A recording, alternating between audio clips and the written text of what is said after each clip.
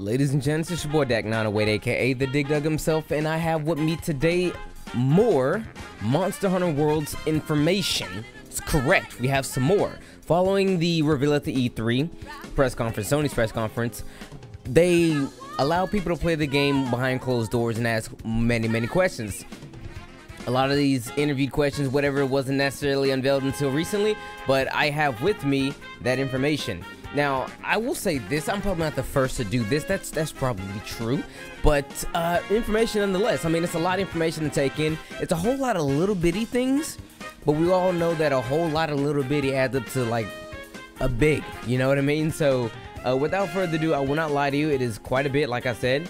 So I'm going to actually hop directly into it because it's actually like a lot. It's a lot of stuff. So first and foremost, I will note this. Excuse me. Monster Hunter World has been in development for 4 years. Now, I want to say for about that point in time, I've been waiting on this game because I remember when Monster Hunter 3 Ultimate came, I'm like, cool, that game is great. Now I'm waiting for 5 because almost immediately after we saw 3 Ultimate, they showed us 4. You know what I mean? I'm like, that's cool and everything. I already kind of didn't want 4, if that makes any... I mean, I wanted it, but I wanted to see what was the next step from that because it was verticality on the 3DS. So I was like, okay, so when are we going to come with the wham? And here's the wham. I was waiting on this game for a long time now. Anyway, it was originally going to be called Monster Hunter 5, but the development team really liked the name World, which is to be, you know, it's understandable. You know, numerical sequences, I mean, they don't want to be like Final Fantasy here, you know, so I feel that. The base camp spawns in random places. Each time a hunt starts, hunters will be at a different base camp. That's cool. If anything, since there's no more zones or anything like that, this adds a bit of randomness to it. So like, let's just say, yo, we were able to actually set up the base camp here as opposed to over here because of reasons. So that's cool. I'm down with that. Hunters, this is a big one, guys. Hunters can change weapons and armor mid-hunt by going to the base camp. This feature was added due to there usually being multiple large monsters in an area from which having a different strength and or weaknesses. That is cool. That is something people have been wanting for a while now, and I didn't touch on it in my breakdown video, but well, I kind of did. Okay, the breakdown video you guys saw was my worst attempt at it. My latest attempt at it, but it never actually went through because of rendering reasons. I did touch on the fact that why is my man with the light bow gun now? He was just with the greatsword. Can you switch now? But anyway, you can do it now, so that's really cool. Hunters can now freely hunt without being held back by the main objective / quest. Even if the quest is complete, hunters can hunt freely without any limits now. If anything, this means that after you complete the main objective, that's great and everything, but whenever you're ready to go, just let us know when you're ready to go. But in between then and then, you can do whatever you want, so long as the main thing's actually done. That's cool. I'm down for that.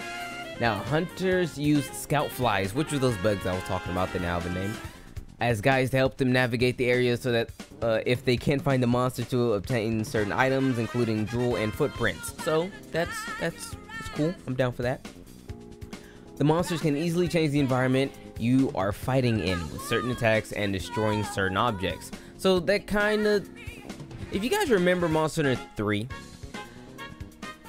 and the Tundra and how Deviljho can break down that barricade area or whatever, so that way he can go to that nest area way up there. Kind of like that, but on a grander scale, so that's cool. Each large monster in a location has a territory in a certain part of the area. In some cases, hunters may need to lure another threat into the territory in order to get the target to reveal itself. That is dynamic as hell. I mean, there's much more to say about that, but we all know how great that actually is. That's really cool. Getting another monster to do your dirty work for you. That's dope. By hiding from monsters, hunters can avoid fighting them or prepare for a silent escape from the battle. Really cool feature that we actually got to see in the trailer, so I'll be definitely implementing that quite a bit more. Capcom thought about giving the monsters health bars. We're gonna pause.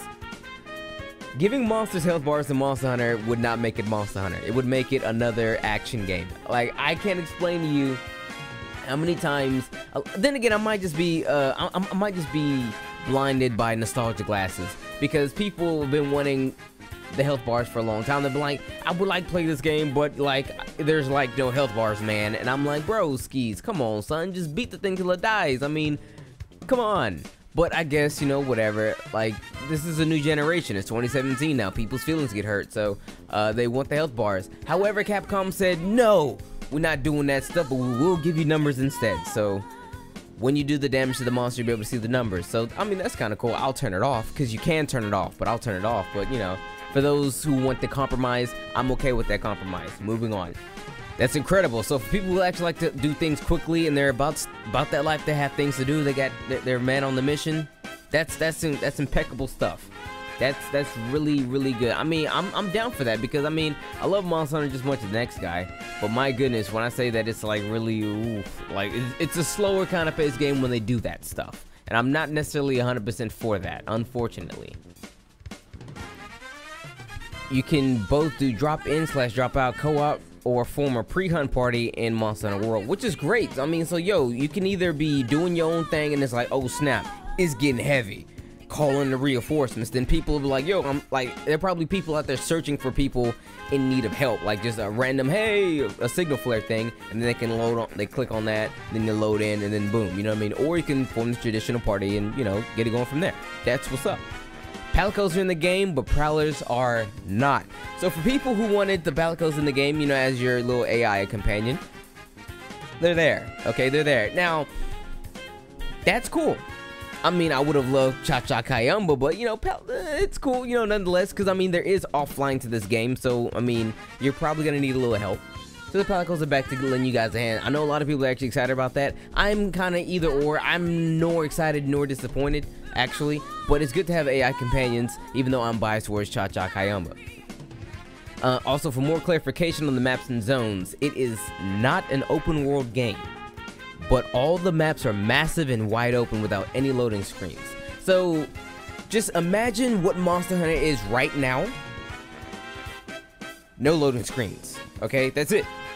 What it is right now, no loading screens. They drop you into Deserted Isle. There are no loading screens. They drop you into the dunes. There's no loading screens. I mean, it's like there's loading screens up until then, but once you get to the area, there's no go to area 1 to 2, and there's a loading screen. From 2 to 3 loading screen. There's none of that. It's just open once you get there. But it's not an open world game in the traditional sense. Think Grand Theft Auto. That is an open world game. But think I don't know, I can't think of a game like this. No, I got it. What's it called? Dying Light. There's 3 areas to Dying Light, but it's open world. It's an open environment for each area, okay? You have the first area that's completely open to you, but if you want to go to the next area, you got to go through a loading screen, and that's completely open. And we go to the other area, there's a loading screen, you got to go to, and then it's open once you get there. So kind of like that, if you catch my drift there. Moving over, when asked about hunting arts, the response was, brand new title, brand new gameplay system in place. Huzzah! Haha! Fuck the hunting arts and the hunting styles. Good lord, I hated them shits. I'm so glad they're gone. Anyway, moving on. To a bunch of little quick snippets of information here. All 14 weapon types are confirmed in the game. Tails are still cuttable. Hunt, carve, forge, loop is still there, meaning, you know, when you would squat and do the whatever, it doesn't matter. It's a small bit of detail. I never really did the squat to do the thing, regardless. Whatever. Anyway, still some rewarding and challenging gameplay, so that's cool. Monster Hunter is still hard and difficult and very rewarding. That's what's up. Health, stamina, potions, sharpness still present, so the traditional HUD is there for the most part. You can play offline, and fishing, mining, capturing bugs are still in the game. So gathering is the same, hunting is relatively the same. Practically everything is the same, except, you know, how we are. Well, except the console, of course, unfortunately, and, you know, the open worldness of the nature, whatnot. Combat looks and feels like traditional Monster Hunter with quality of life improvements. So I like to think that things that felt a bit sluggish, or things that just like didn't really make too much sense, or stuff that like just meshes better, those things probably happen. If basically quality of life improvements is nerfs and buffs, okay, that's what that is. But everyone, that is all the information I have for you guys today. Wow, that was actually a lot of information. I wish I did the video quicker. I wanted to talk about a couple of things afterwards, but we're practically out of time. So I'll just say this. I'll get my thoughts on all this information added up here. I'm impressed. Yes, I'm down for this stuff. I'm in there like the swimwear, in there like booty hair, okay? So I'm okay with this. A lot of people may not be okay with this game because a lot of people are actually 3DS owners or Switch owners, and you have to understand, okay, guys? Yes, you're quote unquote, I guess, being betrayed, double crossed, if you will. That's the new thing. But you have to understand, this game came from the Sony consoles. How do you think they felt? They had to hold that L for years.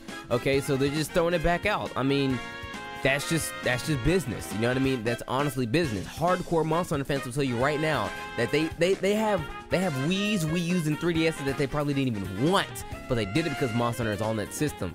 And I mean, that's just the way the cookie crumbles, guys. I mean, I'm sorry to say that your game is not going to be on a Nintendo console, but I mean, that's Monster Hunter. Okay, Nintendo only signed a license deal with Capcom to make so many games for them, and now that the deal is up, Capcom's moving back to other stuff. But anyway, guys, it's been your boy Dak908. Take care as always. I'll see you on the next one.